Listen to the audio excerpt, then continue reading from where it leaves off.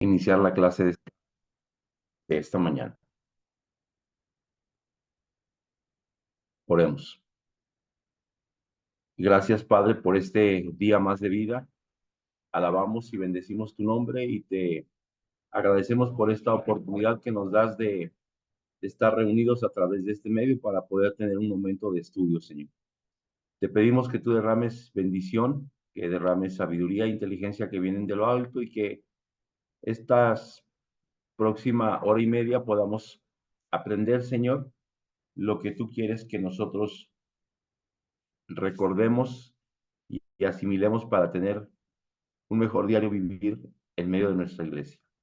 Te damos gracias por la salud, por la vida y estamos en tus manos, bendito Señor.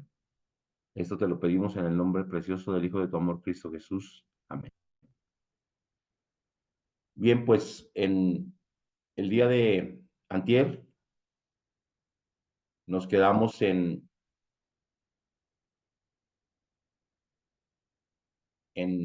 la historia de la iglesia y íbamos a empezar a ver lo que es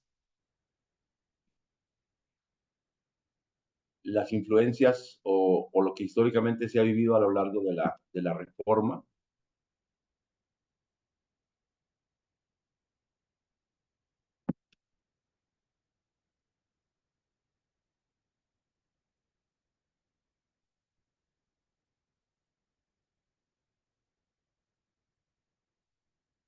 Y vamos a continuar con con la clase. Y bueno, recordamos que el objetivo principal de la clase es explorar y comprender las diferencias entre Oriente y Occidente y cómo sus influencias de estas dos iglesias que se separaron, o de esta iglesia que se separó cuando emerge el Imperio Romano, y de esta manera, checando esas influencias, esas divisiones o esa división religiosa, nos vamos a dar cuenta que emerge una doctrina diferente, también con la influencia de la Edad Media, y vamos a darle un enfoque específico en las corrientes valdenses que fueron, vamos a decir que unos cristianos extremos, porque ellos defendían el sabatismo y la celebración de la cena, como también volver a bautizar a la gente, rebautizar por eso el nombre de anabaptistas, porque volvían a bautizar a las personas.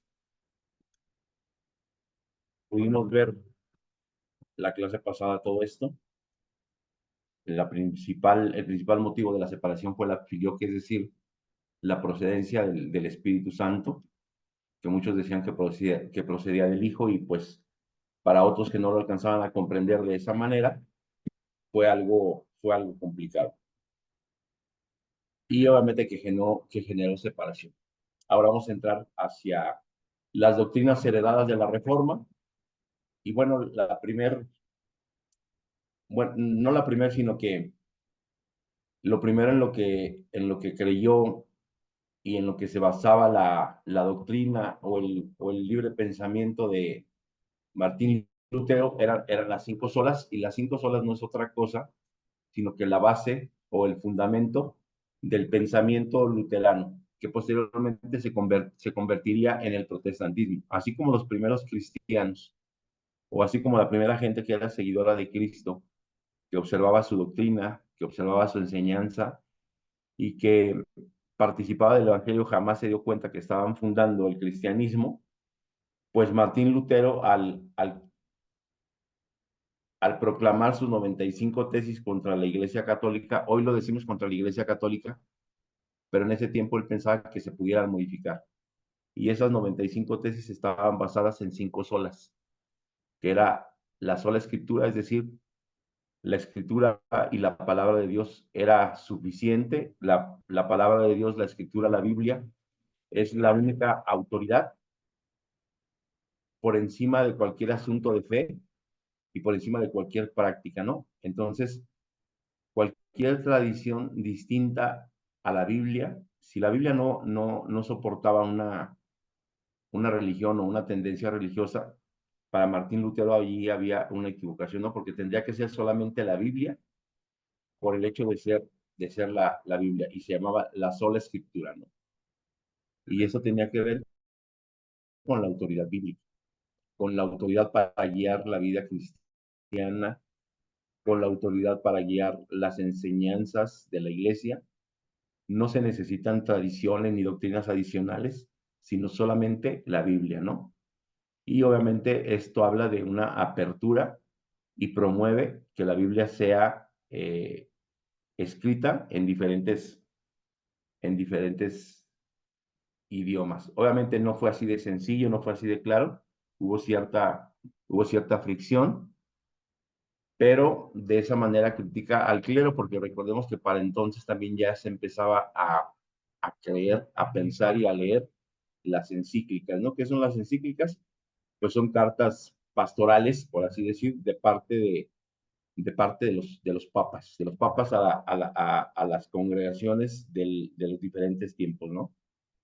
La otra sola fue la sola fide, que esto significa que la única forma de justificarse o la única forma de tener justificación delante de Dios es a través de la fe, sin la necesidad de tener obras, sin la necesidad de tener méritos, sin alguna otra necesidad. Este principio sostiene, pues, que la salvación que viene de parte de Dios no depende de nuestros esfuerzos, sino simple y sencillamente lo brinda la gracia de Dios y la fe en Cristo Jesús, ¿no? Esto, esto como consecuencia, pues es parte de la libertad cristiana, porque recordemos que en el tiempo de Martín Lutero, la gente pagaba indulgencias, hacía penitencias, se laceraba, es decir, se golpeaba eh, para poder hacer méritos en apariencia delante de Dios, ¿no? Otra de las solas es la sola gracia, y esto tiene que ver con el principio de salvación.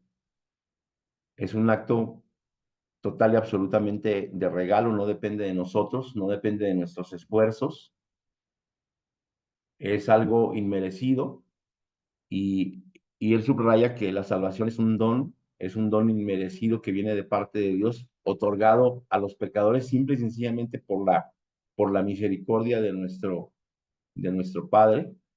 Rechaza y fomenta este rechazo a los méritos, es decir, critica las prácticas de las indulgencias, de las penitencias de la Iglesia Católica, que implicaban que los pecadores podían ganar la gracia a través de acciones y mediante pagos, ¿no? Recordemos que en ese momento en el que Martín Lutero se manifiesta contra la Iglesia Católica, es un momento en el que él es llamado para ir al Vaticano, y cuando llega al Vaticano, él se da cuenta de la opulencia en la que vive el Vaticano, de la opulencia en la que vive el Papa, de la opulencia en la que viven todos sus seguidores, sus colaboradores, y lo compara con Wittenberg, y entonces dice, esto no es misericordia, esto no es humildad, esto, esto que vomita opulencia definitivamente debe de estar mal, y él se manifiesta contra el Papa y escribe sus 95 tesis, y en ese momento, pues él obviamente firma su sentencia de muerte, y después de algunos años el Papa en turno lo manda a matar, ¿no? ¿Por qué? Pues porque a final de cuentas no se pusieron de acuerdo. Y Martín Lutero simple y sencillamente quería que la Iglesia Católica modificara su forma de creer y de pensar. Él no quería oponerse al catolicismo, pero terminó oponiéndose porque él terminó siendo excomulgado del seno de la Iglesia Católica, ¿no? Otra de las 5 solas es solo Cristo, y él nos da a entender a través de solo Cristo que solamente Jesucristo es el mediador entre Dios y la humanidad, y la salvación se encuentra solamente a través de él, ¿no? Esto trae como consecuencia el nacimiento de la cristología, es decir, de la cristocentricidad. Cristo Jesús es el centro de la mayor parte de las iglesias con tendencias cristianas. Podrá haber por ahí dos o tres que no son, por ejemplo, Cristo Jesús no es el centro de la iglesia de los testigos de Jehová, Cristo Jesús no es el centro de la iglesia mormona, y bueno, Cristo Jesús no es el centro, hablando de una iglesia más pequeña, pero que está muy de moda, que se llama La Luz del Mundo y que tiene sede aquí en Guadalajara, ¿no? Ahí el aspecto es el apóstol, el profeta de Jesucristo, pero, perdón, el apóstol o el profeta que vienen de parte de Dios, pero no Cristo Jesús, ¿no? Entonces, nosotros tendríamos que empezar también a separar que después de esos pensamientos heredados de la Edad Media, pues se tienen muchas divergencias en cuanto a doctrinas, en cuanto a pensamientos, en cuanto a tendencias que se empiezan a dar. Y la última sola, que es solo a Dios la gloria, este principio tiene que ver con que la gloria y el honor pertenecen únicamente a Dios en todos los aspectos y en nuestra vida de salvación. Glorificamos solamente a Dios. Es cierto que hoy alabamos, bendecimos el nombre de Cristo Jesús como nuestro Redentor, pero entendemos que al final de la humanidad, Cristo Jesús pondrá a los enemigos o se opondrá a todo el mal y entregará la gloria y la honra a nuestro Creador que es Dios. Es lo que nosotros entendemos y es lo que nosotros profesamos. Entonces, históricamente, este fue el sustento de las tesis, de las 95 tesis que Martín Lutero pegó en la catedral, bueno, en lo que hoy se conoce como una universidad de Wittenberg, pero en aquel tiempo era una catedral. Vamos a tener aquí varios reformadores. El primero de ellos fue Martín Lutero. Martín Lutero nació en 1483 y murió hacia el 546. Estudió Derecho, y bueno, estudió Derecho porque su padre quería que fuera abogado, su padre no quería que fuera este, sacerdote, que tuviera algo que ver con la iglesia. Él le hubiera fascinado que su hijo fuese total y absolutamente abogado, ¿no? Entró en el monasterio de Erfurt antes de convertirse en un profesor de teología en Wittenberg. Predicó solo la gracia, solo la fe, solo Cristo, solo las escrituras y solo a Dios sea la gloria. Esas enseñanzas empezaron a provocar la reforma. Pedro Baldo, que fue aproximadamente 300 o 400 años anteriores a Martín Lutero, pues Pedro Baldo entre el 1140 y el 1217 fue un rico comerciante que vivía en Lyon, Francia. Después de escuchar una canción acerca de Dios, le pidió a un sacerdote la manera de ser salvado. El sacerdote le recita un verso, Mateo 19:21. Si quieres ser perfecto, si quieres tener una perfecta voluntad, vende todo lo que tienes, dalo a los pobres y tendrás un tesoro en el cielo. Entonces ven y sígueme. Lo hizo, Baldo se deshizo de todo, dándole todo a los pobres y empezó a vivir una manera de pobreza, o vamos a decir una manera sencilla, o sea, no necesariamente pobreza en el sentido de sufrimiento y de carencia, sino se enseñó a vivir con lo elemental del día a día, y de esta manera empieza a tener comunión espiritual con Dios. Sus seguidores eran conocidos como valdenses. Ellos creían que la Biblia, así como posteriormente lo creyó Lutero, era la única autoridad. Desecharon todas las tradiciones y todas las enseñanzas de la Iglesia Católica y por esto fueron perseguidos durante siglos. En un momento más vamos a darnos cuenta más a detalle cuál fue la doctrina, la enseñanza y la influencia de los valdenses hasta nuestros días.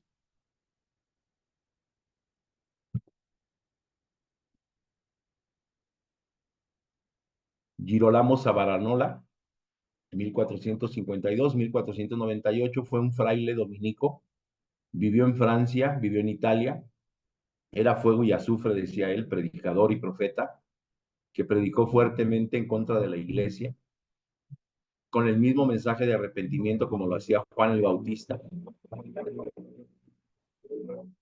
Fue puritana y durante el Carnaval de Florencia en 1497 organizó la Hoguera de las Vanidades. El Papa Alejandro VI lo excomulgó y con él sus compañeros frailes Domenico da Pescia y Silvestro Maruffi, fue ahorcado y quemado en la Plaza Signora en Florencia el 23 de mayo de 1498. Hablando de los dominicos, pues nosotros hoy sabemos que los dominicos son unos excelentes homiletas, es decir, unos excelentes predicadores. Dentro del catolicismo no hay mejores predicadores, mejores homiletas que los dominicos. Elocuentes, exegetas, eh, echan mucho, utilizan mucho las herramientas como la hermenéutica, como la exégesis para poder hacer sus prédicas. Hasta el día de hoy creo yo que los, los dominicos siguen conservando esa, esa tradición o ese don que en aquel tiempo ya tenía este fraile dominico, ¿no?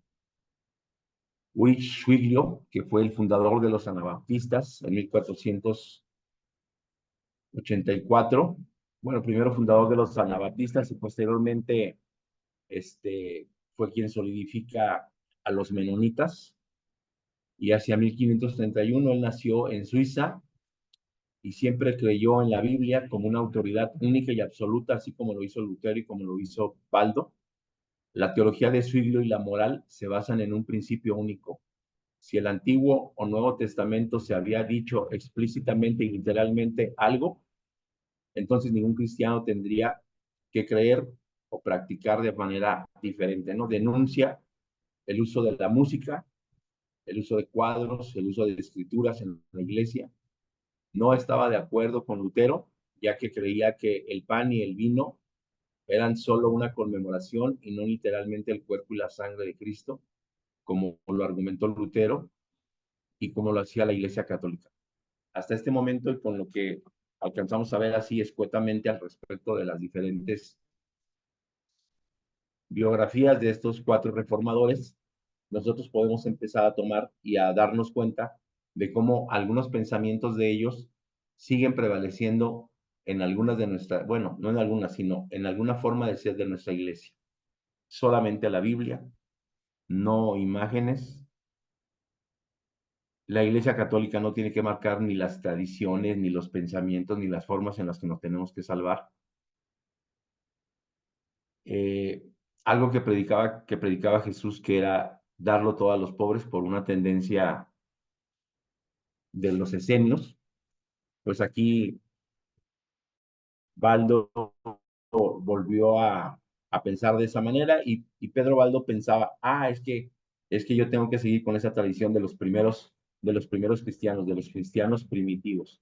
Tengo que continuar con esto y fue que empezó a fundar bueno, no a fundar, sino fue que empezó a conjuntar gente y a predicar la palabra de Dios como él la comprendía, y entonces nace lo que se le conocería en un futuro como los valdenses, ¿no? Que no hicieron otra cosa, sino que conservar el sábado, observar el 14 de Nisan y bautizar gente en edad madura. Con los valdenses nace el sabatismo. Este movimiento valdense surgió en el siglo XII con Pedro Baldo de León. Al escuchar la parábola del joven rico, él vende sus propiedades, manda a hacer Biblias, es decir, manda a traducir las Biblias a su lengua francesa y comienza su ministerio guardando el sábado. Los valdenses se proclamaban sucesores directos de los cristianos primitivos, como les comentaba, y fueron quienes durante mucho tiempo fueron perseguidos por Roma.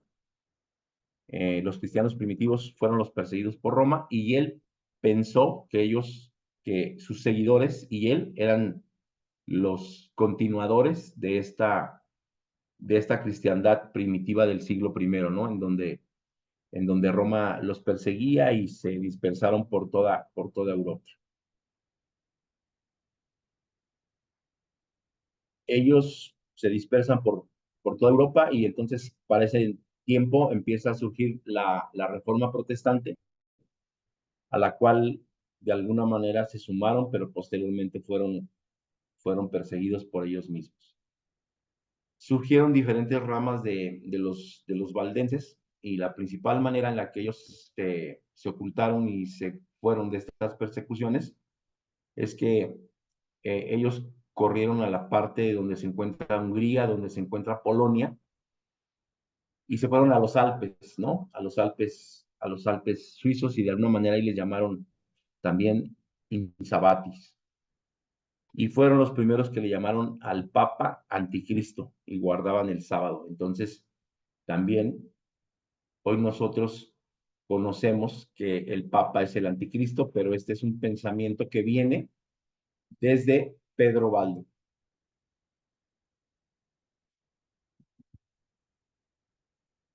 A manera de introducción, vamos a ver que la Edad Media y la Reforma Protestante jugaron un papel importante y preparativo para el nacimiento de nuevos fundamentos sabatarios o sabatistas, ¿no? La Reforma Radical, a la cual pertenecían los valdenses y los anabaptistas pertenecieron también en su momento, fue el momento de cultivo para el sabatismo. ¿Qué tenemos que decir aquí al respecto? El sábado se guardó en los primeros, bueno, hablando históricamente, el sábado se ha guardado desde siempre, solamente aquí hay que hacer énfasis en algo. El decálogo en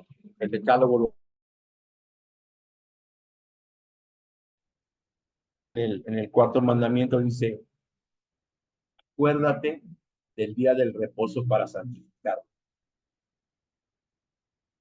Nosotros tendríamos que recordar que la, la Torá, la Biblia, la Tanaj, los escritos que fundamentan el Antiguo Testamento, llamado así por Marción, que originalmente se le creía como una herejía porque él pensaba en el Dios del Antiguo Testamento, que era un Dios malo, y que había un Dios bueno, que era el Dios del Nuevo Testamento, Cristo Jesús.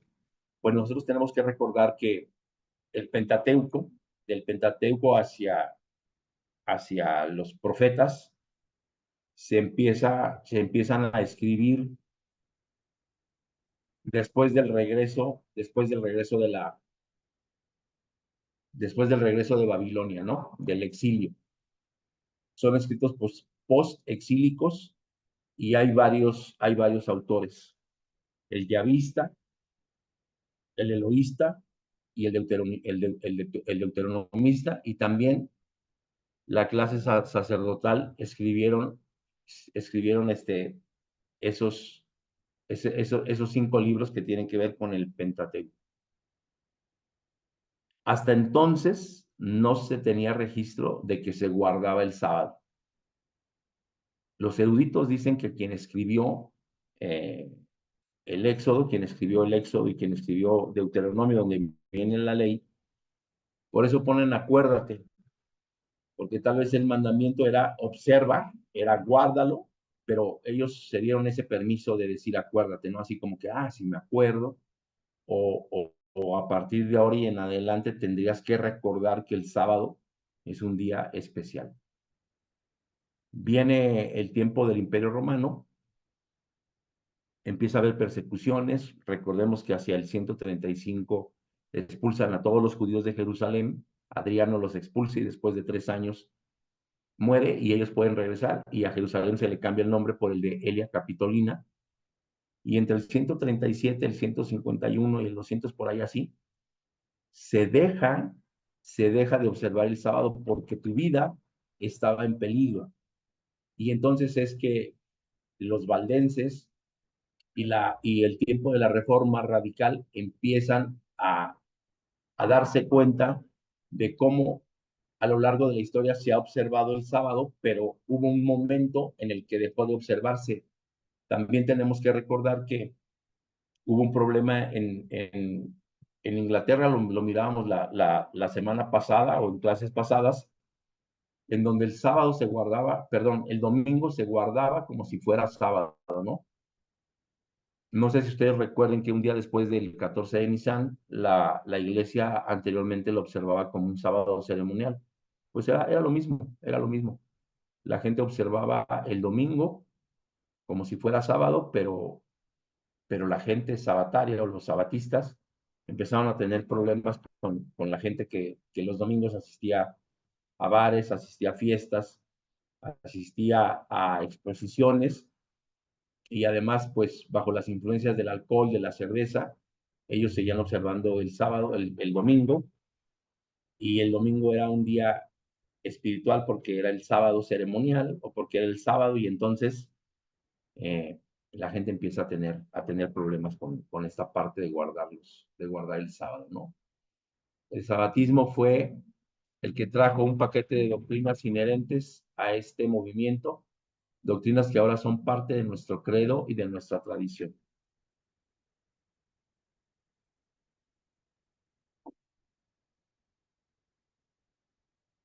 Europa Oriental y después Inglaterra fueron áreas geográficas claves para la expansión de estas doctrinas.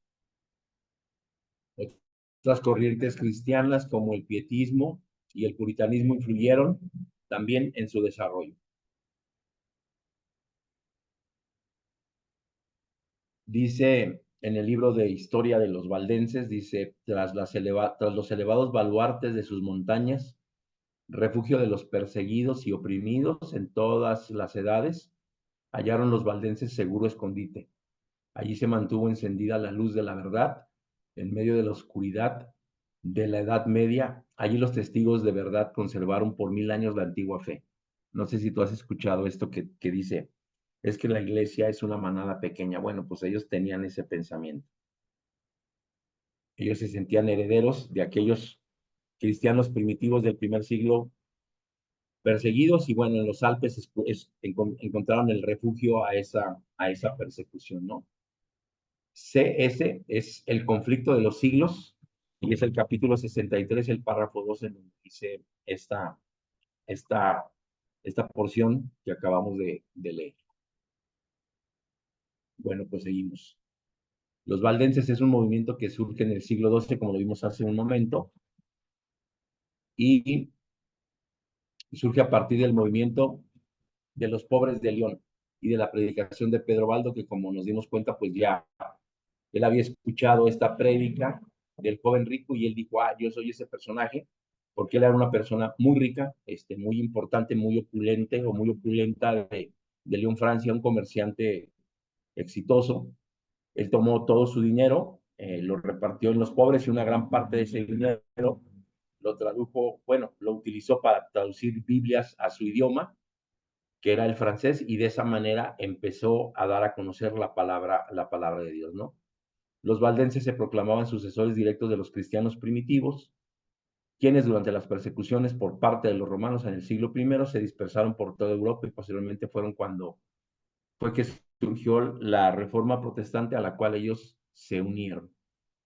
Surgieron diferentes ramas según el área geográfica donde ellos se encontraban. Una de ellas fue los valdenses de los Alpes o los insabatis. Así, y ellos le llamaban al Papa el anticristo y guardaban el sábado.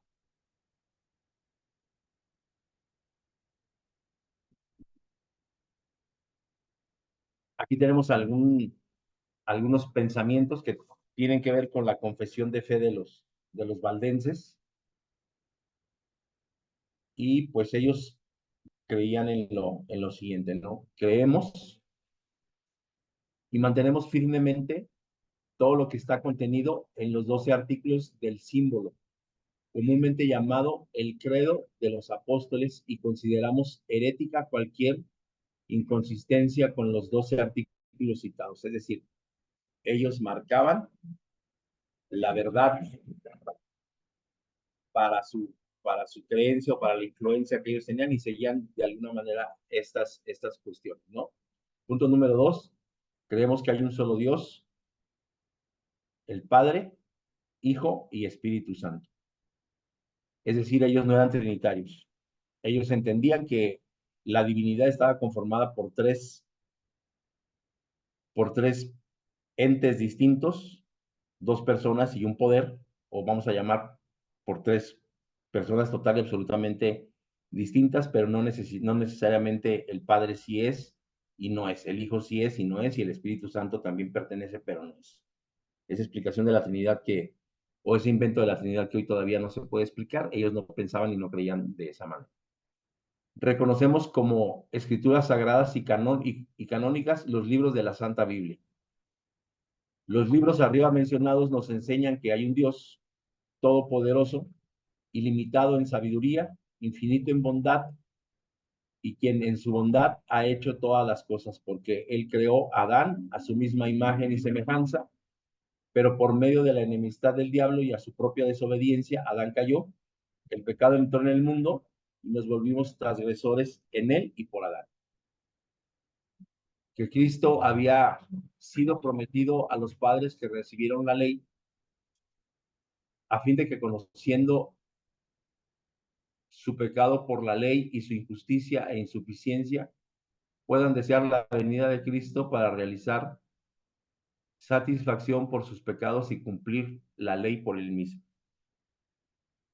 Que en el tiempo señalado por el Padre, Cristo nació, en un tiempo cuando la iniquidad abundaba, para manifestar que no era por razón, de bondad alguna de nuestra parte, porque todos éramos pecadores, pero para que Él, quien es verdadero, pudiera mostrar su gracia y misericordia hacia nosotros. Que Cristo es nuestra vida y verdad y paz y justicia, nuestro pastor y abogado, nuestro sacrificio y sacerdote, quien murió por la salvación de todos, de todo aquel que cree y que resucitó para la justificación de ellos. Y también creemos firmemente que no hay otro mediador o abogado para con Dios el Padre sino Jesucristo. Y con respecto a la Virgen María, pues ella era santa, humilde, llena de gracia, y esto también creemos concretamente. Eso también creemos concerniente a todos los otros santos que están esperando en el cielo la resurrección de sus cuerpos en el día del juicio. Creemos también que después de esta vida existen solo dos lugares, uno para los que son salvos y otro para los condenados, los cuales llamamos paraíso e infierno, negando por completo el purgatorio imaginario del anticristo, inventado en oposición a la verdad.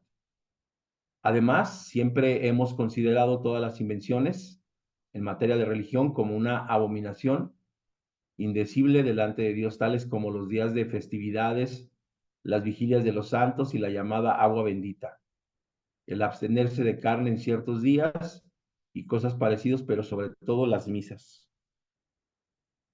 Nos mantenemos en contra de todas las invenciones humanas como procedentes del anticristo, los cuales producen angustia y son perjudiciales para la libertad de la mente. Se alude probablemente a las penitencias y a las prácticas ascéticas. 12. Consideramos los sacramentos, ordenanzas del bautismo y Santa Cena como signos de cosas santas o como emblemas de las bendiciones invisibles. Creemos que es propio y aún necesario que los creyentes utilicen estos símbolos o formas visibles cuando esto pueda ser realizado, en entendido de que mantenernos, en el entendido de que mantenemos que los creyentes puedan ser salvos sin estos signos cuando no disponen del lugar o de la oportunidad de observarlos.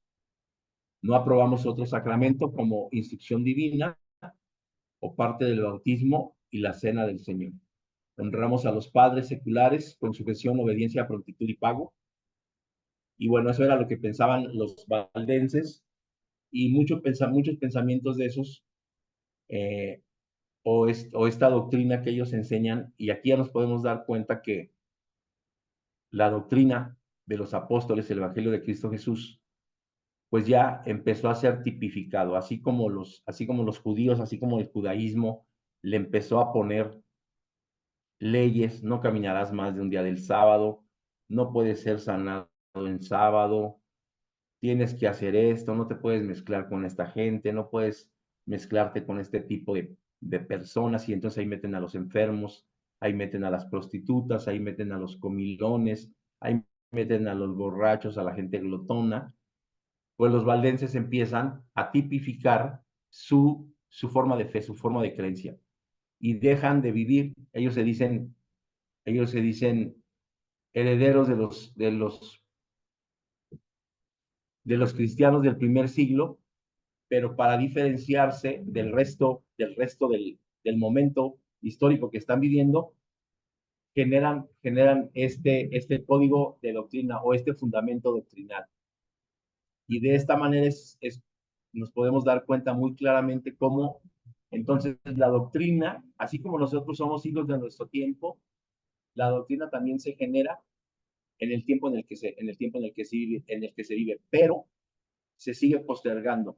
Ellos le llaman por primera vez al Papa Anticristo y hoy muchos cristianos o muchos cristianismos le seguimos diciendo o seguimos pensando que el Papa es Anticristo.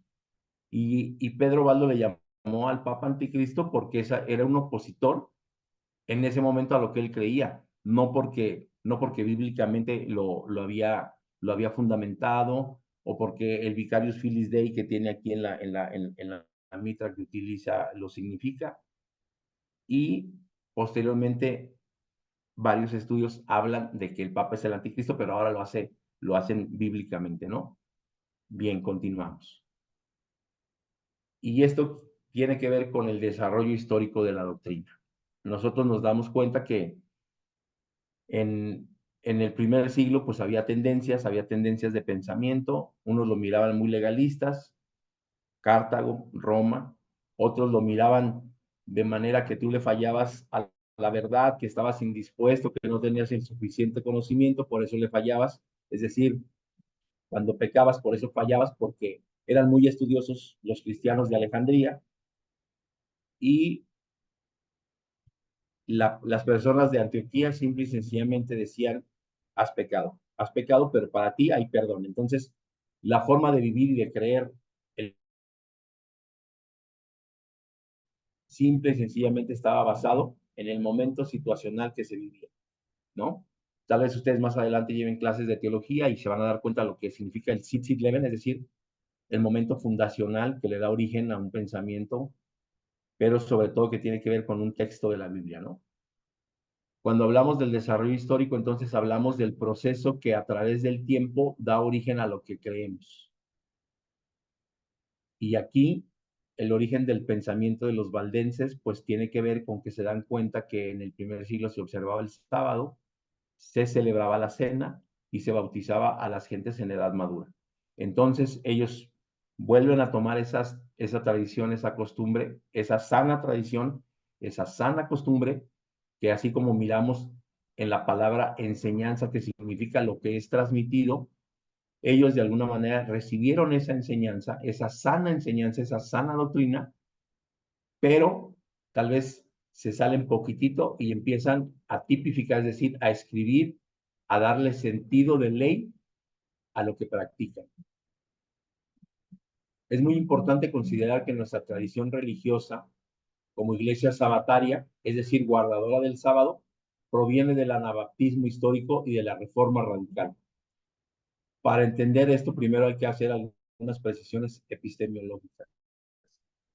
¿Qué es la epistemología? Pues no es otra cosa sino que la rama fundamental de la filosofía que se ocupa del estudio del conocimiento. Estamos de acuerdo que originalmente el sábado fue mandado de parte de Dios, pero también estamos de acuerdo que históricamente el sábado fue erradicado de las costumbres religiosas. Y en el tiempo de la reforma radical, en el tiempo de los anabaptistas, esto se vuelve nuevamente una realidad. Recordemos que para poder estudiar teología, una de las ramas auxiliares de la teología era la filosofía, es decir, el conocer la razón principal de la verdad. Para este tiempo que nosotros ya estamos hablando, hubo dos tipos existen tres tipos de enseñanza. Hablando de teología, la teología patrística, que obviamente se dio en el primer siglo, posteriormente la teología escolástica, que tiene que ver con el estudio, que para este tiempo ya se está dando, la gente ya empieza a estudiar, a conocer, pero también están en medio de un problema. La iglesia se vuelve imperialista y entonces la iglesia católica toma una gran fuerza durante este siglo IV, pero empiezan a emerger cosas. No sé si tú has escuchado un dicho que dice que entre más presiones, más rápidamente,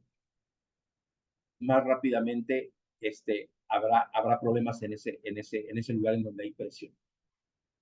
En el tiempo de la Edad Media había presión porque solamente podías ser cristiano, porque si no eras cristiano o seguidor de la Iglesia Católica, por voluntad lo tenías que ser a fuerza. Y eso fue las cuestiones que no le gustaron ni al anabaptismo ni a los reformadores radicales.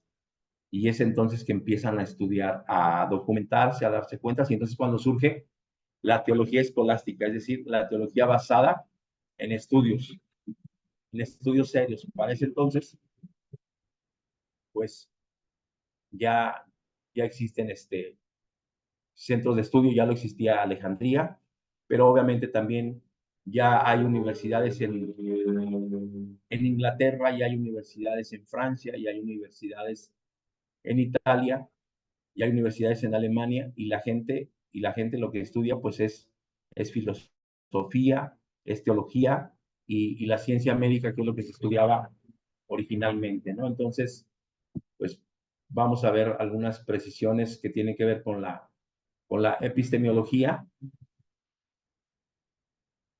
y esto es, el anabaptismo fue un movimiento protestante, hoy se le considera protestante. El protestantismo nace originalmente después de Lutero, ¿no? Después de Calvino, después de Siglio, pero hoy se le considera movimiento protestante a los anabaptistas, que tomó mucha fuerza en el siglo XVI, donde nacieron dos de nuestras principales doctrinas como organización, el sabatismo y el bautismo por inmersión a los adultos. Anabaptismo significa segundo bautismo. La iglesia solamente bautizaba infantes. Estamos hablando del siglo XII. Y bautizaba infantes y lo hacía por aspersión. Los anabaptistas están en contra del bautismo infantil y promueven solo el bautismo para adultos por inmersión. Bautismo indica baptos, que quiere decir sumergir. Esto le costó a muchos de ellos la persecución y la muerte, en especial por ahogamiento, a manera de burla a su disidente fe, es decir, la gente se burlaba de ellos. Si podemos ver en la, en este recuadro, en esta pintura, esto es un bautismo, y así se practicaba en aquellos tiempos, pero la gente se burlaba y los llevaba al centro de un río, al centro de un lago, a aquellas personas que practicaban el anabaptismo o el bautismo por inmersión, y morían o eran muertos por ahogamiento. ¿Qué, qué tiempos tan complicados los de llevar un, un cristianismo radical? Y por eso a esto se le conoce como la reforma radical, ¿no? Porque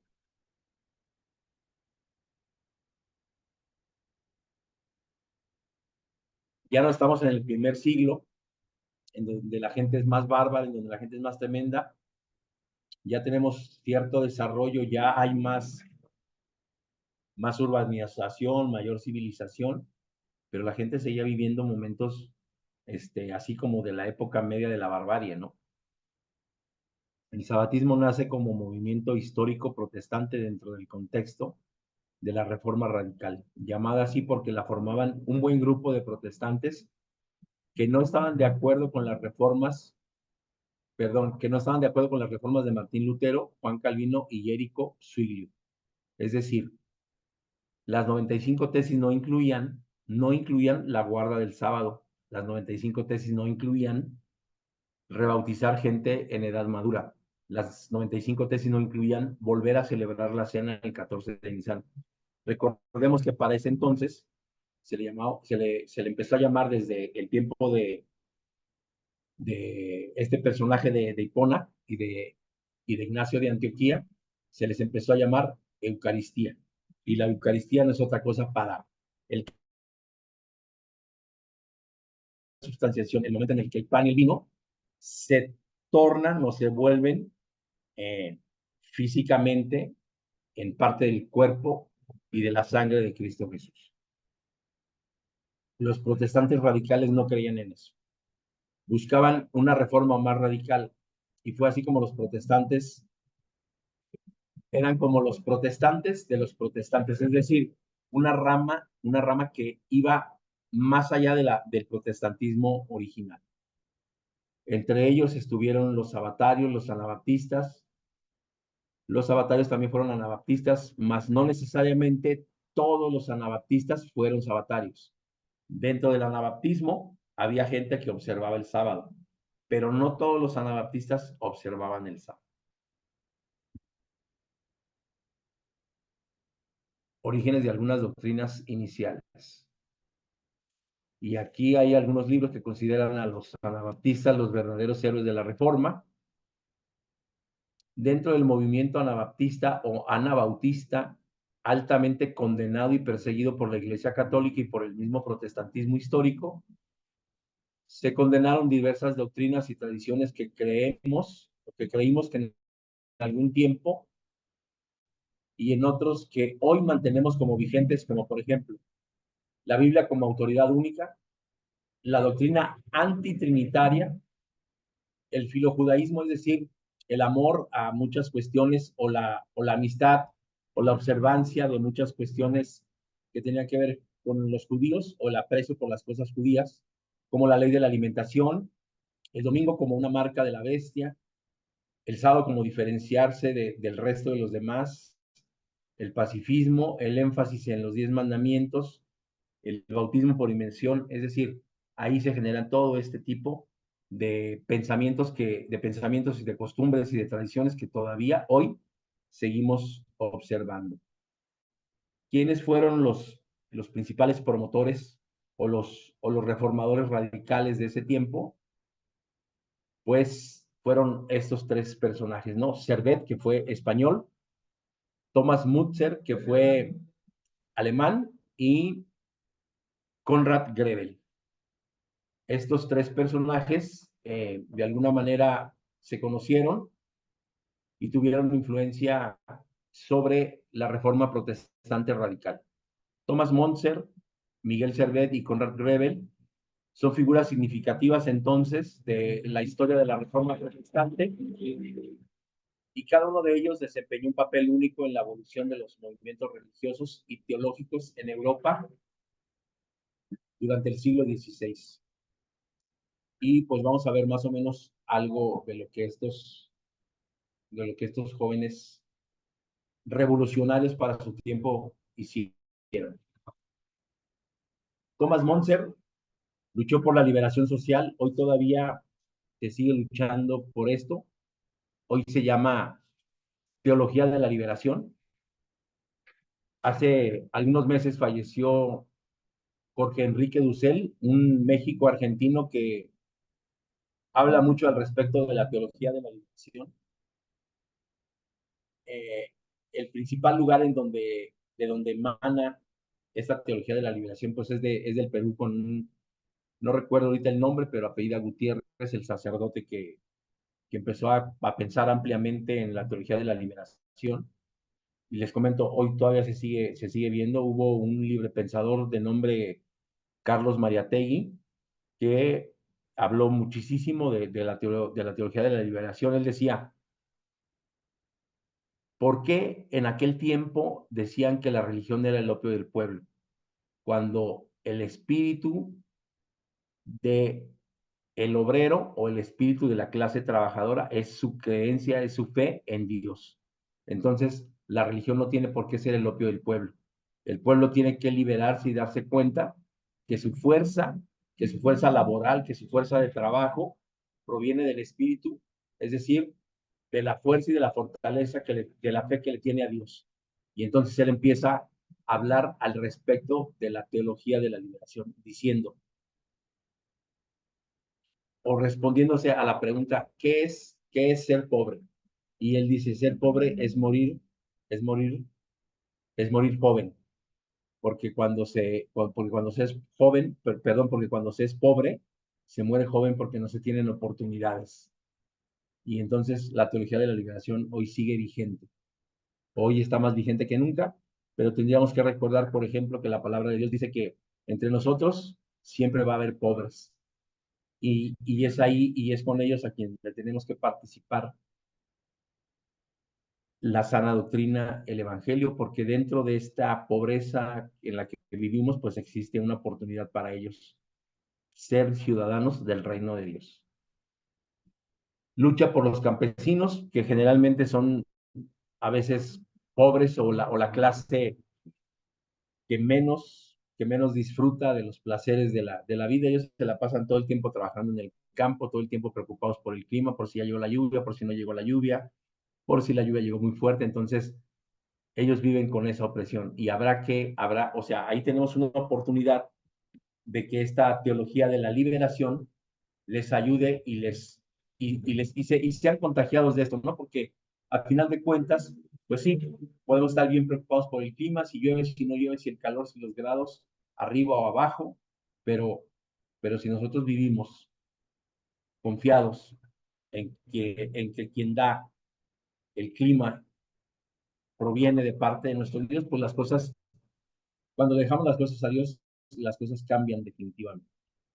Él estudió una licenciatura en teología, una maestría en artes. Munzer se convirtió en un especialista lingüista en latín. Recordemos que para ese entonces hablar de religión solamente se hablaba en latín, porque estamos viviendo los tiempos de la Edad Media. Él conoce el griego y conoce el hebreo. Promulgaba la comunidad de los bienes, así como los apóstoles en la iglesia primitiva del primer siglo, en Hechos de los Apóstoles, pues él promulgaba esta parte. Hacía énfasis en el decálogo y manda tallar en piedra uno y lo pone en el altar. Entonces, si en alguna iglesia que tú conozcas existe un decálogo en la parte trasera del altar, pues entonces ya sabes de dónde viene. Hace una estatua de Daniel y es un predicador alemán de tendencia apocalíptica. Konrad Grebel es un precursor suizo de la reforma radical que juntamente con Felix Manz y George Blaurock rechazó el bautismo infantil y las imágenes, ¿no? Entonces, obviamente la palabra de Dios dice, no te harás imágenes, no tendrás imágenes ni te inclinarás a ellas, no las honrarás, no te imaginarás lo que está arriba, lo que está abajo, pero de acá nuevamente se empieza a tener este rechazo por los retablos, por los cuadros, por las imágenes talladas, por todo esto. Realizó el primer bautismo de adultos, realizó el primer bautismo de adultos el 21 de enero de 1525 en la casa de Franz Mans, bautizando a Blaurock y posteriormente a Grebel.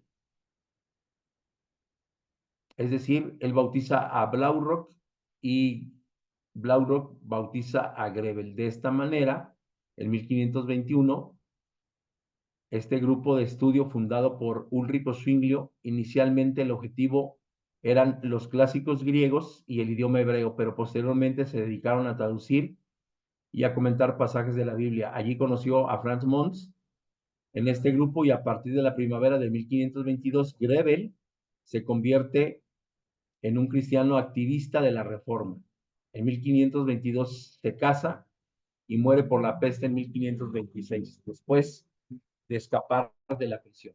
Miguel Servet, otro reformador radicalista, él se desarrolla dentro del anabaptismo, adopta el antitrinitarismo gracias a una corriente antitrinitaria iniciada por el español Miguel Servet. Él originalmente fue hijo de judíos, quien influyó en su libro Los errores de la Trinidad. Los filósofos han inventado un tercer ser totalmente distinto a los otros dos y al que llaman tercera persona o Espíritu Santo.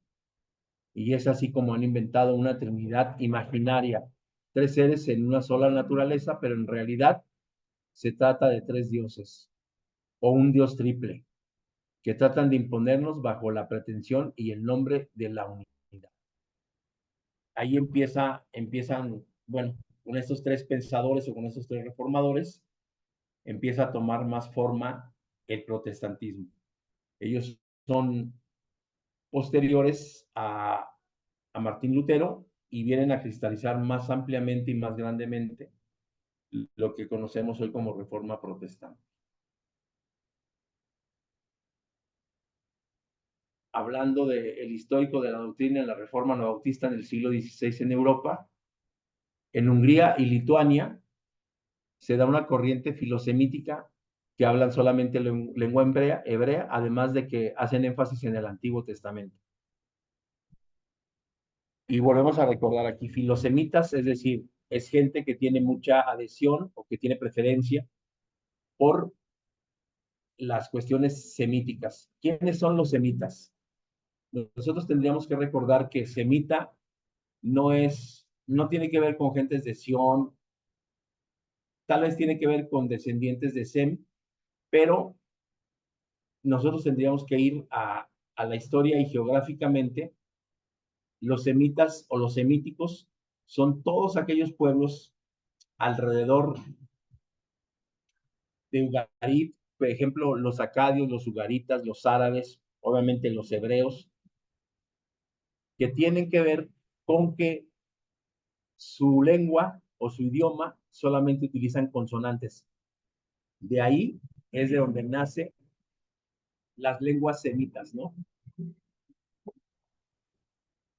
Y los semitas tienen que ver con, o sea, los semitas no son solamente hebreos, los semitas son árabes, son ugaritas, son acadios, toda esta gente que se sitúan a un lado de Babilonia, los pueblos, y de ahí nacen las corrientes semíticas.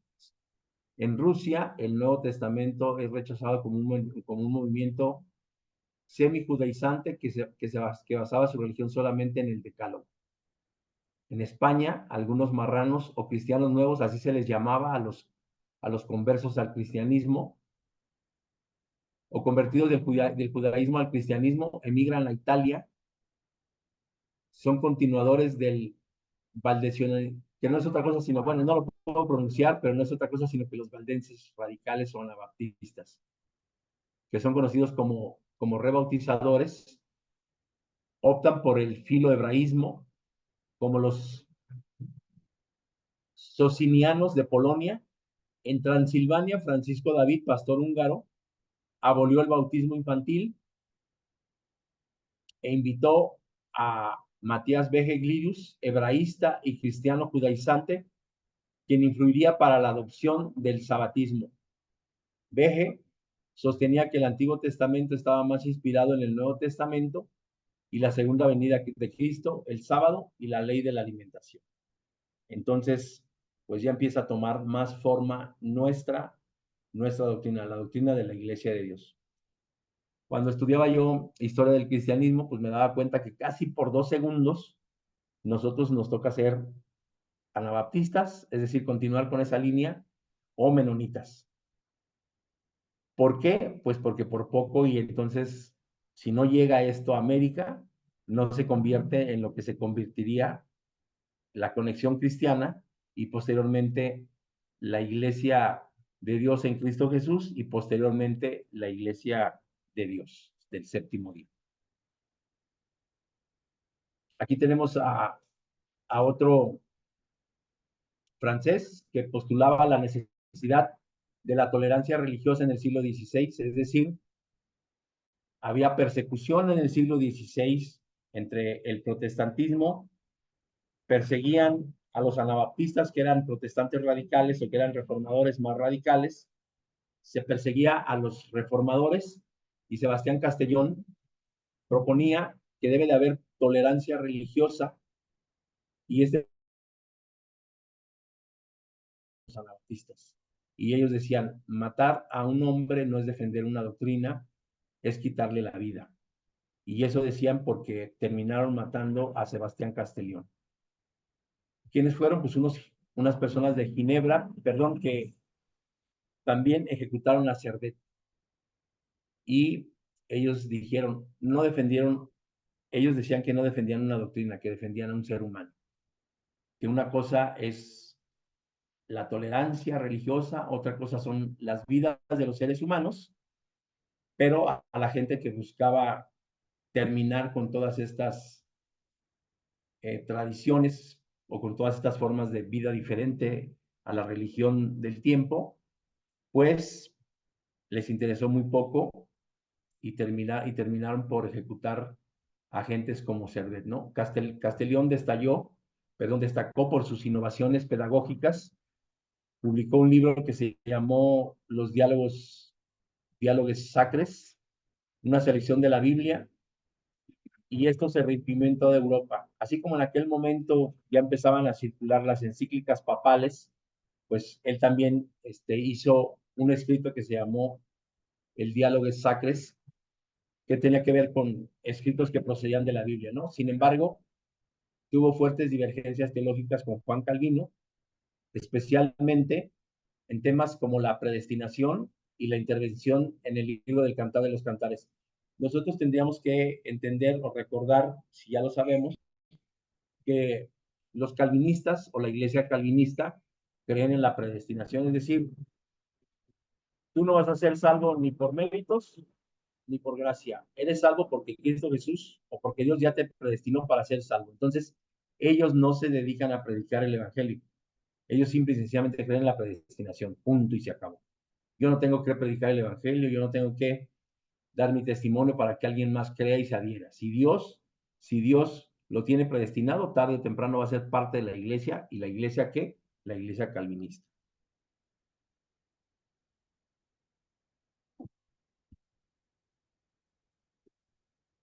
El puritanismo, otro punto de doctrina son el énfasis en el estudio privado de la Biblia. La Biblia y solo la Biblia, decía Lutero. El deseo de que todos alcancen educación e ilustración, especialmente para que todos puedan leer la Biblia por sí mismos. El sacerdocio de todos los creyentes, es decir, no solamente tendría que haber un sacerdote en una iglesia o de parte de alguna iglesia, sino todos los creyentes son parte del sacerdocio de la iglesia. Simpleza en la adoración, la exclusión de vestimentas, de imágenes, de velas, la no celebración de festividades tradicionales, la creencia de guardar como obligatorio un día de la semana, como está ordenado en los 10 mandamientos. En el caso de ellos, el día de la resurrección de Jesús, que era el domingo. Ellos decían, no se tiene que guardar eso, no tiene por qué guardarse eso. El concepto de estudio privado de la Biblia se refiere a la práctica de leer, de estudiar la Biblia de manera individual o en grupos pequeños, fuera del contexto oficial de la iglesia o bajo la supervisión de alguien, ¿no? Entonces ellos pensaban que desde el individualismo se podía tener el Espíritu de Dios, y por esto también pensaban en que no tenía que haber un sacerdote para poder impartir o para poder abrir la palabra de Dios. Durante la Reforma Protestante del siglo XVI, una de las demandas claves de los fundadores como Martín Lutero y Juan Calvino fue que los creyentes tuvieran acceso directo a la Biblia en su propio idioma. ¿Por qué? Pues porque tendríamos que recordar que para esto la palabra de Dios estaba solamente escrita en latín. Hubo otro personaje llamado Tomás Tillam en 1656. Él comenzó a dar servicios en la parroquia de Colchester, en Inglaterra, los sábados. Tillam fue encarcelado y fue prisionero y escribió una memorable obra que se llamó The Seven Day Sabbath Sought Out and Celebrate en 1657, el cual trajo una ola de condenas. Tillam también predicaba la imposición de manos. No sé si en tu iglesia se practica esto, pero por ejemplo, en la iglesia, cuando se unge, pues obviamente se ponen las manos o se imponen las manos sobre aquella persona que pide la oración para salud, para solución de problemas, para cualquier cosa. Eso es imposición de manos. Entonces, pues Tomás Tillam, un inglés de 1600, fue quien por primera ocasión hacía esto. Fue el primero en llamarle al domingo la marca de la bestia, un reclamo que muchos sabatistas posteriormente predicaron. Tomás Tillán fue un escritor inglés del siglo XVII, conocido por la obra que ya mencionamos. En el contexto histórico de los temas de su libro, pues habla del movimiento sabatario. El libro explora la doctrina del sábado como día de reposo bíblico. Tillán presenta argumentos teológicos y bíblicos en favor de la observancia del sábado en lugar del domingo, defendiendo la continuidad del séptimo día como un reposo desde la creación. Y aquí en este sentido yo quiero comentarles que en la bibliografía que ustedes tienen en la plataforma de Sebaid, hay un libro de Samuel Baciochi que habla del sábado. Samuel Baciochi es un sacerdote católico que habla del sábado muy abiertamente y que lo defiende, pero pues obviamente el lugar a donde él pertenece pues no le permite decir o no le permite observar el sábado como día legal o consagrado para guardarse, ¿no? Posteriormente, el doctor Peter Chamberlain fue un aristócrata y antiguo doctor de la realeza. Él guardó el sábado por más de 32 años. Y en 1682, no sé si tú has escuchado esto del cuerno pequeño, pues él le llama por primera vez al Papa cuerno pequeño. Y esto también tiene que ver con alguna de las profecías que en algún momento en la Iglesia de Dios aquí en la República Mexicana se predicaba y se pregona. Pues bien, aquí podemos o tenemos un mapa y este mapa pues tiene que ver con el sabatismo radical. Principalmente los sabatistas o los sabatarios ocuparon la parte de Bohemia en Alemania, ocuparon esta parte de Moravia, esta otra parte de aquí abajo, en la antigua República Checa, y también Transilvania en Rumanía. Ellos, recordemos pues que aquí está Roma, aquí está el Imperio Romano. Ellos son franceses.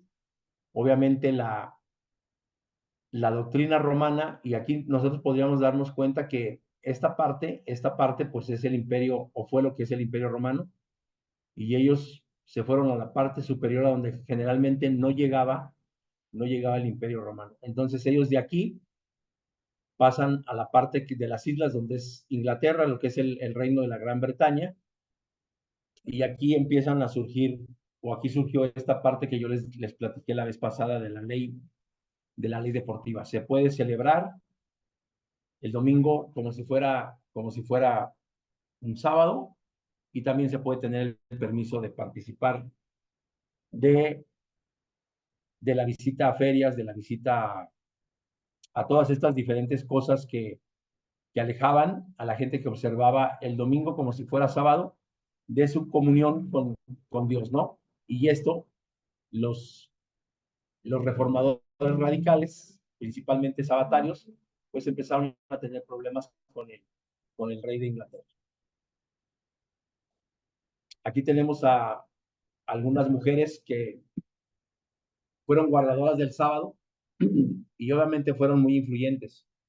Vamos a decir que estas mujeres de las cuales vamos a hablar, que son Rachel Oakes o Rachel Oakes Preston por el apellido de su marido, originalmente de soltera Harris, Anna Nitschmann, Daisy Cooper o Daisy Hubbard por el apellido de su esposo, Anita Mumford o Cristina Tolingerin y Barbary Bontiers. Todas ellas fueron lo que para nuestro tiempo sería llamarles influencers, es decir, gente de mucha influencia para la sociedad de su tiempo. Lutero escribió dentro de sus famosas 95 tesis que esperaba el día en que recobraríamos la libertad gozosa al comprender que todos somos iguales y que todos tenemos derecho, y nos sacudiríamos del yugo de la tiranía y sabríamos que aquel que es cristiano tiene a Cristo, y el que tiene a Cristo tiene todas las cosas que son de Cristo y puede hacer todas las cosas. 2. Este principio fuera bandera de muchos, pues la misma Biblia afirmaba: mas vosotros sois linaje escogido, real sacerdocio, nación santa, pueblo adquirido por Dios, para que anunciéis las virtudes de aquel que os llamó de las tinieblas a su luz admirable. Primera de Pedro, capítulo 2, versículo 9. Esto fue muy significativo no solamente para el pueblo creyente de aquel entonces, que les da pie para que todas estas mujeres que mencioné, que por mucho tiempo habían sido excluidas, empezaran a participar en comunidades de fe. Con el tiempo, el propio sabatismo que se desarrolló en la Europa oriental del siglo XVI daría lugar al surgimiento de mujeres de fe, mujeres anabaptistas, mujeres que creían que el bautismo de adultos y no en el de niños, mujeres sabatarias guardadoras del sábado, mujeres que entregaron su vida por sus convicciones, ejemplos de fe y praxis en su época, mujeres invisibilizadas o muy poco conocidas en la historia y que podemos llamarle las mujeres del séptimo día. Allí en la bibliografía que ustedes tienen también hay un escrito que se llama así, Las mujeres del séptimo día. Les recomiendo que lo estudien, que lo lean, mayormente que lo lean, para que tengan una comprensión más alta de la influencia que tuvieron todas estas mujeres de aquel tiempo. Y bueno, pues aquí hay una pintura de las mujeres sabatarias o de las mujeres sabatistas. Y Samuel Baciochi dice que el valor del sábado para el hombre reside en la capacidad de sustentar su fe tridimensional. Las facetas del sábado que vamos a estudiar engloban la creación, la redención, la restauración final, el pasado, el presente, el futuro, pero sobre todo la naturaleza del hombre y la misma naturaleza de lo que Dios nos enseña o nos da como enseñanza desde los principios. Ahora quiero hacer, bueno, hice una pequeña tabla de lo que originalmente nosotros creemos en la República Mexicana existen estos 28 puntos de fe. El primero tiene que ver con lo que creemos. Nosotros creemos en la Biblia, creemos en Dios, creemos en el Hijo de Dios, creemos en el Espíritu Santo, creemos en el ser humano, creemos en el Evangelio, creemos en el creyente y creemos en la iglesia. La Biblia es la revelación de Dios. Nosotros no conoceríamos a Dios si no tuviéramos una revelación. Dios en su eternidad, en su infinito amor por nosotros, nos entrega su palabra para que le conozcamos, pero también nos da al Hijo porque somos una humanidad caída. El Hijo nos entrega al Espíritu Santo una vez que muere y resucita por nosotros. Entendemos al ser humano como parte de la creación de Dios. Entendemos al ser humano como que recibe, como alguien que puede recibir y que recibe el Evangelio para posteriormente convertirse en un creyente, es decir, en un hijo de Dios, que cree y que acepta a Cristo Jesús como su único y suficiente Salvador, que entiende que es potenciado por el Espíritu Santo y que actualmente el Espíritu Santo nos dirige. Y entendemos a la iglesia como la comunidad de fe en donde podemos tener una relación más intrínseca y más estrecha con nuestros semejantes, con nuestros hermanos, pero sobre todo la iglesia no como un organismo, sino como un ente divino del orden global, ¿no? Y tenemos otro apartado en nuestro fundamento doctrinal que tiene que ver con la acción cristiana. El cristiano tendrá que orar, el cristiano entiende, cree, proclama y respeta y honra y conserva y observa los 10 mandamientos, guarda el sábado, cree en la ley de la alimentación, la observa y la guarda, entiende lo que son las buenas obras, que no son para la salvación, sino son el resultado de la fe en Dios, entiende y sabe lo que es la paz de Dios, que no es ausencia de guerra, celebra la cena del Señor, cree en el lavamiento de los pies, cree en la unción por los enfermos, que tiene que ver con la imposición de manos, participa de los diezmos, de las ofrendas y de las primicias, y también cree en el matrimonio. Y por último, esta parte que el creyente tiene que ser como parte de su estudio, de su escudriñamiento. Está la profecía, está obra y fin de Satanás, está el retorno de Israel, está el mensaje del tercer ángel, están las 7 últimas plagas, está la segunda venida de Cristo, está la resurrección y el castigo eterno, está el reino de Dios y está la nueva creación. En eso creemos nosotros. Mucho de lo que nosotros creemos, y ahorita lo voy a desglosar, viene y emana, está influido por las doctrinas del siglo XVI, por las doctrinas de la iglesia del primer siglo, está influido por las doctrinas emergentes o que emergen en la Edad Media. Actualmente nosotros tenemos estos puntos de fe. Hablamos del punto de fe, por ejemplo, la Biblia, y aquí está la fecha en la que originalmente se empezó a creer y a ver de esa manera. En el año 90 después de Cristo se empieza a leer y a practicar, perdón, mayormente a leer y a practicar lo que la palabra de Dios tiene como escrito. Para ese entonces recordemos que ya tenemos el Antiguo y el Nuevo Testamento, es decir, ya tenemos conformada la Biblia, ¿no? Ya existe la Septuaginta, ya hubo un problema porque si entran los canónicos o no entran los canónicos, es decir, entran los apócrifos dentro de los canónicos, ya hay un canon establecido y esto originalmente sucedió en Jamnia. Posteriormente se reimprime y se escribe la Biblia y esto sucede en Alemania y posteriormente también en 1863 en Michigan. Hablando de quién sigue observando esto, los 3 distintos seminarios o las 3 diferentes tendencias, Cartago, Antioquía y Alejandría, siguen creyendo y siguen tomando en cuenta que la Biblia es la que vale, la que cuenta, ¿no?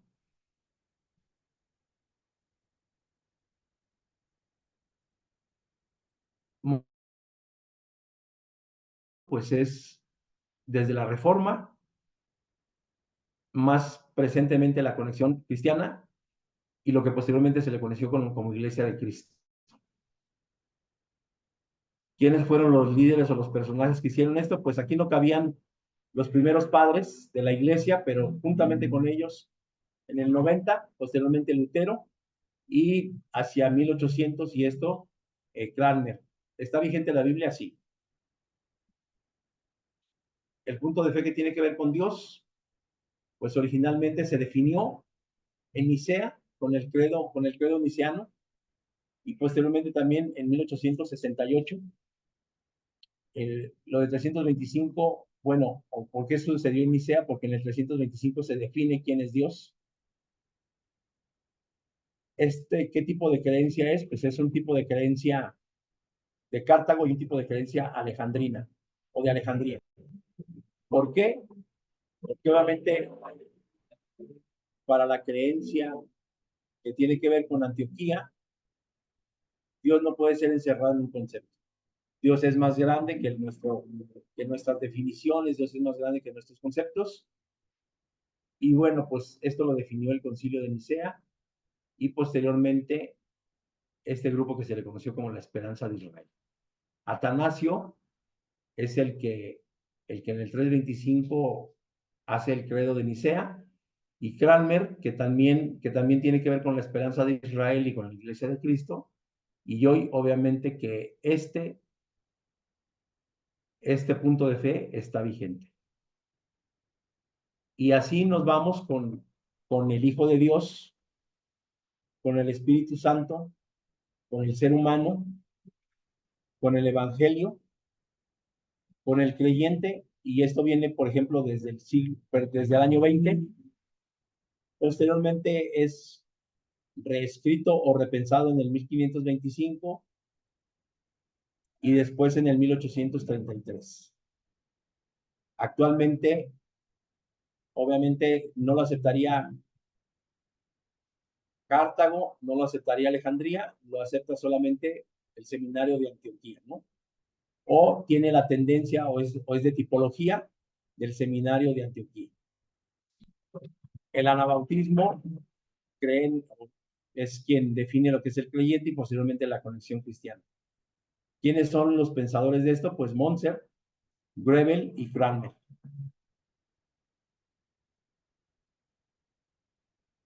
La Cena del Señor, nosotros tenemos que recordar que por mucho tiempo estuvo oculto y estuvo vedado esto de practicar la Cena del Señor en la iglesia del primer siglo, pero se practicó. Posteriormente vuelve a tomar forma y toma forma precisamente en Alemania y en Iowa. ¿Qué tipología es? Pues es de tipología del seminario de Alejandría y tiene la tipología del seminario de Antioquía. Los de Cartago, para ellos recordemos que fue algo que tenía que cumplirse y tenía que cumplirse. Aquí nosotros entendemos y comprendemos que es un símbolo, no hay una transubstanciación como pensaban las gentes de Cartago, y el movimiento que hace esto y que define este punto de fe es en 1521, posteriormente en 1872, luego en 1885 y posteriormente la última modificación en el 1917. ¿Quién lo hace? La Iglesia de Cristo. ¿Quiénes son los líderes que llevan a cabo este pensamiento, esta modificación a este punto de fe? Pues alguien que llevó el apellido de Karlstadt, Davidson, Brinkenford y A.N. Dugger. ¿Quién fue A.N. Dugger? Pues un personaje de la Iglesia de Cristo que fue quien al pasar por México venía del norte, es decir, venía de Norteamérica para ir a Honduras o para ir a Guatemala en tren, y él iba entregando folletos y es como por primera vez llegó el conocimiento de la Iglesia de Dios a la República Mexicana. Pues seguimos viendo aquí que la unción de los enfermos, 1933, esto inicia en Salem, en West Virginia. Es total y absolutamente una creencia muy legalista, muy legal. El metodismo y Conexión Cristiana piensan en ello o son quienes han escrito al respecto de esto. Esta tablita de lo que habla es de nuestras creencias, de nuestras prácticas, de nuestras tradiciones. La obra y el fin de Satanás era por venir. Joseph Marsh y Andrew W. Duggar fueron quienes hicieron el escrito y el pensamiento de esto. Aquí hay algo que me llama mucho la atención. Tiene que ver con el uso del velo. Esto en algún momento fue una tradición muy fuerte, muy potente dentro de la Iglesia de Dios. Y revisándolo históricamente, el velo tiene surgimiento en el siglo XIII antes de Cristo. Vuelve a tomar mucha fuerza en el 160 ya de nuestra era y posteriormente en 1937. ¿Quiénes fueron los principales promotores de esto? Pues Oriente, Asiria y Bingo, México. ¿De qué tipo de pensamiento es? Pues es del tipo de pensamiento del seminario de Cartago. ¿Quién lo observa actualmente? Principalmente la Iglesia de Dios. Es de tendencia legalista y obviamente pues el principal promotor de estos pensamientos es Tertuliano, que recordemos que es un abogado y entonces él lee, entiende y comprende la Biblia como una ley que se tiene que cumplir al pie de la letra, y la interpretación de los pasajes para Tertuliano y para la gente de ese tiempo pues era total y absolutamente literal. ¿Esto está vigente? Pues en algunos países. La no celebración de la Navidad pues es algo que viene desde el siglo XVI. Posteriormente se reescribe o se repiensa en 1907. Suiza, obviamente tiene que ser Zwingli quien hace esto, y en Inglaterra es de tendencia legalista. ¿Qué movimiento practicó originalmente esto? Pues es el surgimiento de las reformas, de la Reforma y de la Iglesia Bautista del Séptimo Día. Y Enrico Zwinglio fue quien originalmente de Suiza, en el 16, en el siglo XVI, empezó a hablar de la no celebración de la Navidad. ¿Está vigente en la actualidad? Sí. Las fiestas judías, que también fue una tradición, quiero comentarles que hasta problemas de división, la historia dice que hasta balazos hubo en alguna de las iglesias, que hubo cuando la gente dejó de pensar en la fiesta de las cabañas, que no era otra cosa sino que dar gracias por la cosecha. Hubo una iglesia en la colonia Vallejo y otra iglesia en la colonia Río Blanco, de donde salieron la creencia y la tradición de celebrar estas festividades. Alguien de apellido Hernández Mota y alguien más que se llamó Ezequías Campos, eran quienes introdujeron esto hacia el seno de la Iglesia de Dios, pero actualmente esto ya no se lleva a cabo. Otra de nuestras costumbres es la escuela sabática. Esto sucedió principalmente en 1780 en Gloucester, Nueva York. Esto de la escuela, pues, es de tipo Cartago. Su origen es el adventismo. Robert Rakes y James White fueron los principales promotores de esto y actualmente se sigue estudiando la escuela sabática, al menos en la Iglesia de Dios de la República Mexicana y en muchas congregaciones. En algunas ya no lo hacen y en algunas otras sí lo hacen.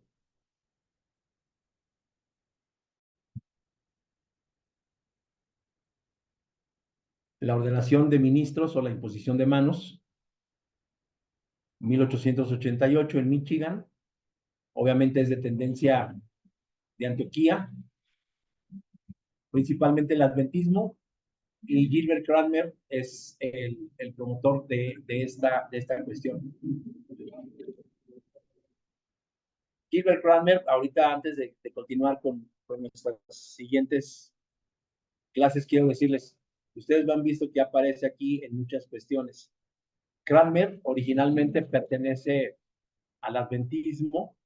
Posteriormente, cuando sucede el gran chasco que no regresa a Cristo Jesús hacia el 1884, deja el adventismo para unirse a lo que se le conoció como Conexión Cristiana. Posteriormente se retira de Conexión Cristiana y funda lo que es la Iglesia de Cristo, la Iglesia de Dios en Cristo Jesús. Posteriormente, él, juntamente con alguien que apellida Miller, William Miller, fundan lo que hoy conocemos como Iglesia de Dios. Entonces, juntamente con Duggar, fundan lo que es la iglesia o lo que hoy conocemos como Iglesia de Dios. La última lámina que tenemos de esto dice uno de los autores de la bibliografía que llevamos, que habla de la historia del cristianismo, dice: la salvación no es por fe en las doctrinas. Y aquí tendríamos que ser bien claro en esto, ¿no? La salvación no es por fe en el fundamento doctrinal.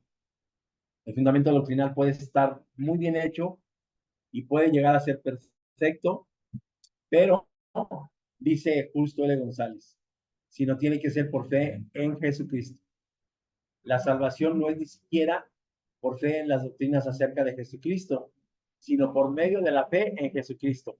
Lo que creemos es muy importante, pero en quién creemos es mucho más importante.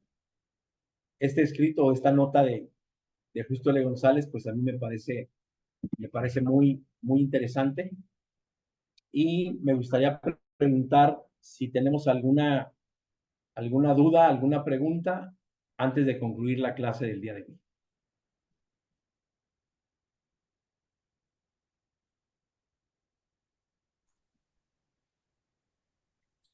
Buen día, hermano. ¿Qué tal? Buen día, hermana Esther.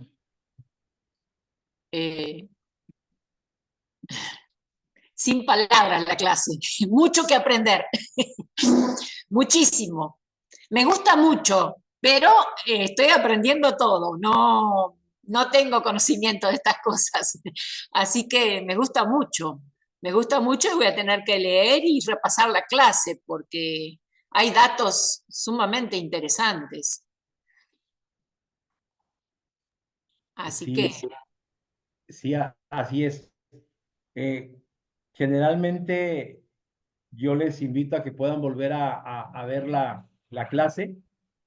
Y en la actualidad nosotros tenemos, bueno, tal vez en casa tenemos una biblioteca de historia del cristianismo, a lo mejor no, pero tenemos internet y es muy fácil localizar a Lutero, es muy fácil localizar a Calvino, es muy fácil localizar a Zwinglio, es muy fácil localizar el pensamiento de los anabaptistas, y si le sabemos manejar a la inteligencia artificial, pues va a ser muchísimo más fácil porque nos van a dar conocimientos bien, bien tremendos.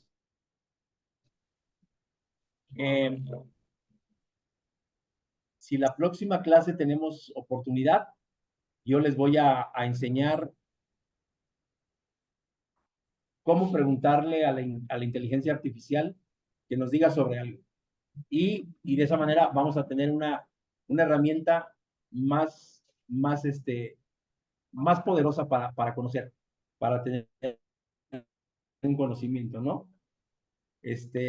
Hace poco alguien me decía, oye Rodolfo, pero ¿a poco vas a dejar que entonces ya no se estudie y que dejemos de estudiar como antes, investigar en libros y así? Entonces yo le comentaba, oye, si tú y yo viviéramos en el tiempo de la prehistoria y ya dejamos de matar mamuts a pedradas y empezamos a matar mamuts con jabalinas, ¿a poco tú ibas a decir, oye, hay que dejar las jabalinas y vamos a matar mamuts a pedradas porque es lo de siempre? Lo de hoy es la inteligencia artificial. Entonces, pues, si ustedes me permiten, iniciando la próxima clase, si llegan temprano, si abren su cámara, yo con todo gusto les enseño unos pequeños prompts para poder preguntarle a la inteligencia artificial y saber cómo tener una herramienta muchísimo más fácil, más eficiente y llegarnos de recursos para tener un estudio más sano, no solamente de esta clase, sino de las que les faltan y de las que están llevando en el seminario. Pues bien, nos vamos a despedir en oración y me gustaría pedirte, hermana Estel, si nos despides en oración. sí, cómo no. Oremos. Padre bendito, te damos gracias, Señor, en este día por conocerte, por todos los que estuvieron antes de nosotros e hicieron llegar esta palabra a nuestras vidas, y hoy te reconocemos como Padre y Señor en nuestras vidas. Gracias, Padre, por esta clase, por nuestro profesor, por este seminario. Bendice, Señor, todas las personas que están arriba y manejando este seminario, que es de bendición para tu iglesia y para el crecimiento de todos tus hijos. Padre, te agradezco mucho y bendícenos como alumnos para continuar y terminar estos estudios y poderlos aplicar en nuestras vidas, Señor. Todas estas cosas te las pido en el nombre de Cristo Jesús, nuestro Señor. Amén. Pues muchas gracias. Gracias por su presencia. Que tengan bonito día. Gracias.